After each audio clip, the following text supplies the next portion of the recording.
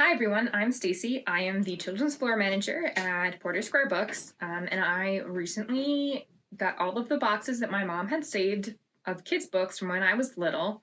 So I thought it would be kind of fun to go through and show you some of the ones that I loved and some of the ones that I find interesting or odd now. And I guess I'll just start. So the first one is one of my absolute favorites. It's Little Turtle's Big Adventure. Poor little turtle is perfectly happy in, Little Turtle's pond. But then suddenly trucks start showing up, and eventually they plow and ruin his little pond and turn it into a road. It's very sad. And then he has to go about and find a new home. It takes him a while, but eventually he does end up back at New Pond. I think this is one of the first books to make me think about deforestation and stuff like that. And I also think it made me torture my dad with looking for turtles to help cross the road. So that's Little Turtle's Big Adventure. Okay. Next we've got Fanny. Fanny is a beautiful gray cat who happens to only have 3 legs. Not that it bothers her. But unfortunately,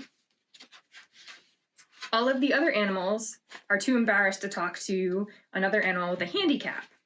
Until someone dares the scruffy little puppy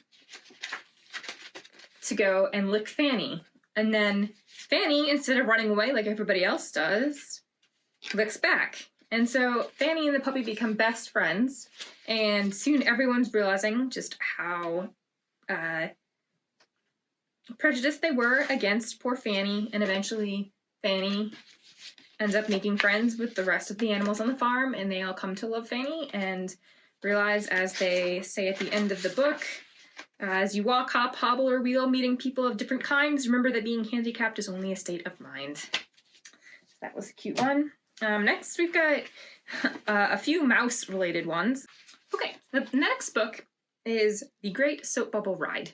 This book is about a girl named Georgia,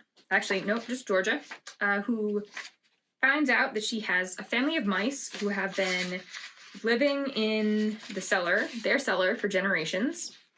And she discovers this one day when she's going down the stairs to do laundry. No one else in her family has noticed the mice, and ultimately they end up striking a friendship. And every time she goes down to do laundry, the mice help her out and they talk. And so one day she gets really distracted and puts way too much suds in the washing machine, and it overflows, carrying the poor little mice all around with it. So she goes through and she has to rescue her little mice friends, and she hangs them up on a line to dry. And then they all help to clean up afterwards. And then the crazy older mouse guy has a story that he can keep telling for generations. All right. The next one, I love this one so much, is A Garden for Miss Mouse. Miss Mouse gets bored, effectively just planting everything in neat and tidy rows, decides to throw caution to the wind in a kind of hilarious fashion, and just throw seeds kind of all about and to make a huge garden.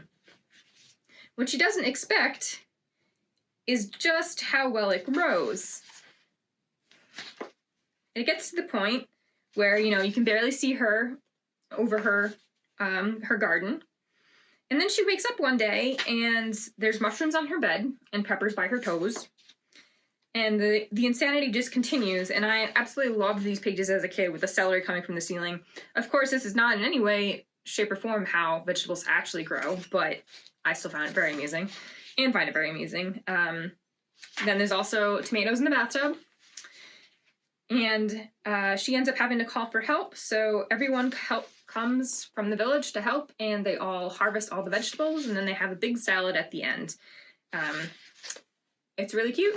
really sweet, and I had always wanted my house when I was growing up to look like her house when it was full of vegetables. Doesn't quite look like that. Okay. The next one is another mouse and vegetable book. Well, I guess technically fruit. The Biggest Pumpkin Ever.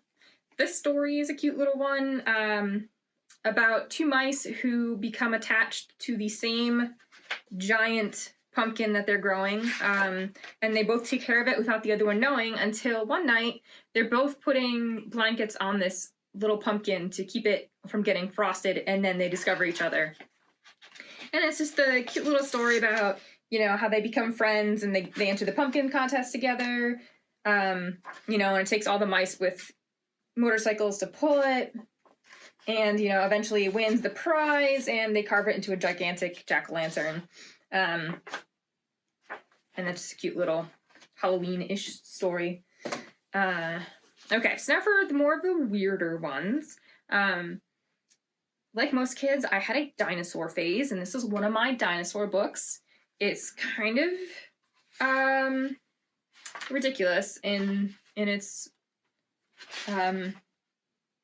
animation style.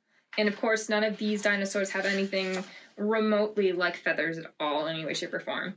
I think the thing that I remember most about this one is that it came with a 3-foot inflatable T-Rex that I carried around everywhere with me until it sprung a leak. So, dinosaurs. Alright, so this book is called Tillie Witch. It is by Don Freeman, who you might recognize as the author and illustrator of Corduroy. Apparently Don Freeman did a ton of books, which I didn't actually realize until fairly recently, including 2 witch books, this one and Space Witch. Now I have to say, while the illustrations are charming, like, you know, they are in corduroy and everything, and it's got kind of a spooky little flair to it, I'm not a huge fan of this story now, and some of it has definitely not aged very well, but I thought it was kind of interesting that I don't actually own corduroy. I don't remember reading corduroy, but I do remember this witch book. Okay, so I also didn't have any little critters growing up, but what I did have was apparently Elsie and the Critter Kids, where all of the critters are now tweens, and they dress so very 90s, it's kind of painful looking through it.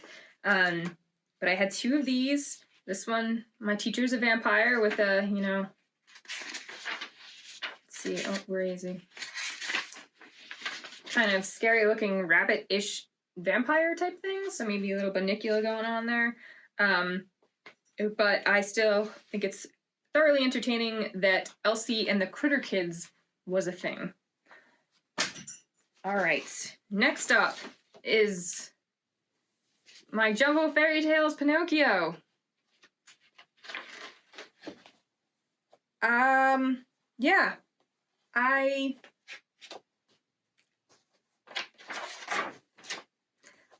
this one kind of scares me, honestly. I don't know if it's the size or just the animation style or combination thereof, but not one of my favorites, but kind of bizarre. Okay, and lastly, what I'm going to show you is Cat Kong, which, sorry, it's a little bent here.